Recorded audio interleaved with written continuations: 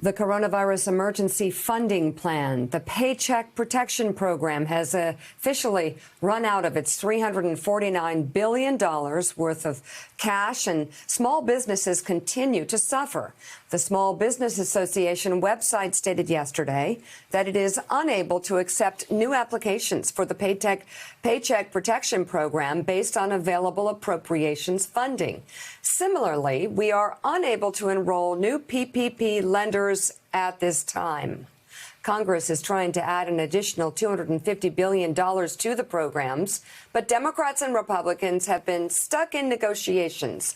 Democrats are looking to expand loan access to include money for hospitals, food assistance, and state and local governments, while Republicans are hoping to focus on securing more small business aid while deferring other funding debates until later. Let's bring NBC News senior business correspondent and an MSNBC anchor, Stephanie Ruhle, into the conversation. Stephanie, the big concern here is abuse, but also money really getting to people who need it.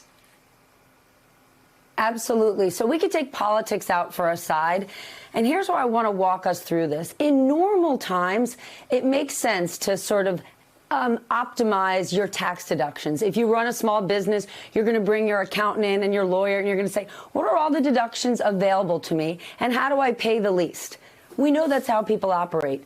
But here we are right now at a time when there's emergency funding, where you should be taking the funding that you need, not what's available to you. If you and Joe decided, oh, well, there's a food bank 5 miles away from where we live, should we head over there tonight and get the free dinners rather than go to the grocery store? No. You're not going to do that and take free food from a food bank just because you guys can. And that's exactly what's happening here. So remember why this program was put in place. Because of all the small businesses that were forced to shut down, and then pick a nail salon, forced to shut down. So all those nail technicians went on unemployment. And then the government realized, uh-oh, those nail technicians are on unemployment. Now the nail salon could go out of business. We don't want on the other side of Corona those businesses to not exist, and then all those people will sit on unemployment forever. Let's create a program where basically we take all of this money, give it to these businesses that have lost enormous amounts of revenue. They pass that money on to their employees so they don't have to fire them, and then they have a little bit extra to pay other expenses, and then they're going to coast through this. That's the idea of it. Great idea. But now what has happened is any business out there with less than 500 people has said to themselves, well, if it's available to me, I guess I should take it. If you were a law firm, Mika, you didn't need to shut down, but maybe you have less than 500 people. Yes, there was somewhat of an inconvenience. Maybe you lost some money. And if you did, you could take a SBA, a low-interest loan out that eventually you would pay back.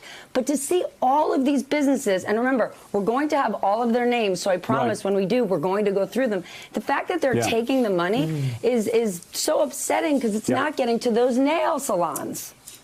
Right. Yes, so, exactly. Willie, the New York Post, I read in the New York Post this morning, along with what Stephanie was talking about yesterday, the possibility of abuse by the rich, just like we saw in 2008 after that crash. The rich got richer. Banks made more money than ever before.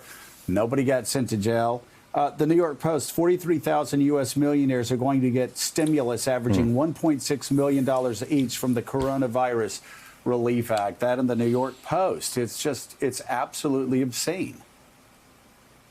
Yeah, when you have piles of money this big, when we're talking in the hundreds of billions and into $2.2 trillion, there's going to be fraud. And there are people, sick people, who are going to take advantage of that. And, you know, Stephanie, I was thinking about all these small businesses. I happen to know one very well that hasn't even heard back from their bank yet. When they applied for PPE and they haven't heard back on their application. There are now ones that are applying today will hear that there's no money left in this fund. These, as you rightly point out, are small businesses that even if they get the money, Steph, and you can help me through this a little bit, is it covers payroll for 2 months plus 25% to deal with rent and utilities and things like that. The question is, what happens, even if you get the money, if you're one of the few that get the money, what happens after 2 months? I mean, these we're looking at now as a horizon through the summer, and that money runs out.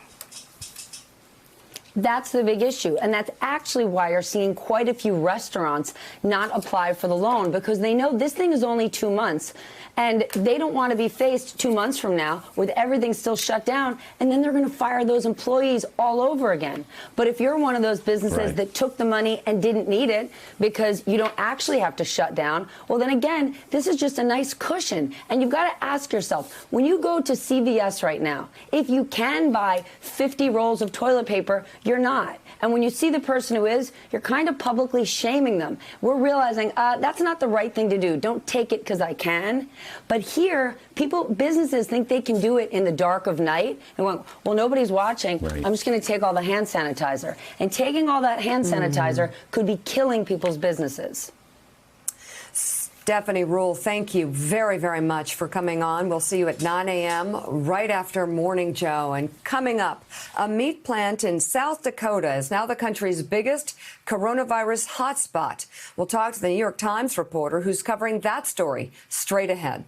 Thanks for checking out MSNBC on YouTube, and make sure you subscribe to stay up to date on the day's biggest stories. And you can click on any of the videos around us to watch more from Morning Joe and MSNBC. Thanks so much for watching.